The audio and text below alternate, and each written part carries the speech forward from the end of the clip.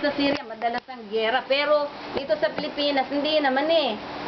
Kami nakikiusap, hindi kami nakikipaggera. Sana naman po na... Kayo binagera sa tao, binadisturbo yung tao doon. Ayan ang ibig sabihin gera. Kayo binadisturbo yung tao sa Santur. Pupunta barangay sa kanila. Tawag barangay sa kanila. Bakit yan? Bakit kailangan barangay? Kasi po, kami nakikiusap na sa... Ano, akala nyo malakas kayo? Binadala barangay doon? Sinasabi ko sa iyo, kahit pumunta ka kay Cory Aquino, kay Gloria, wala kayo magawa. Kahit pumunta kayo kay Gloria, wala kayo magawa. Ang tao ito, DH. Pumunta rito, DH. Kailangan tapos yung kontrata niya. Oh, yan lang, walang iba usapan. ibig sabihin, legal naman siyang pag... Yan, legal. Hindi illegal. Legal siyang nakarating diyan, hindi illegal. Ano ba lagay mo pumasok sa amin bansa? Hindi legal? Bakit binabasok ko kasama sa tubo? Hindi po kasi. Sa loob ng tubo binabasok ko rito? Hindi po kasi. O babasok sa airport? Ano kasi, wala siyang working visa.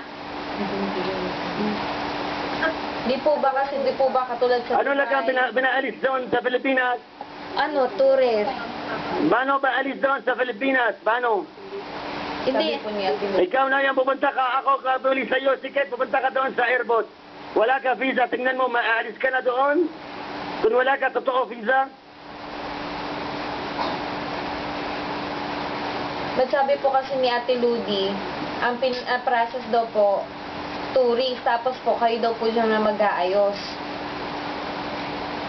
Ganun po pagkakasabi sa amin ni Ate Ludi.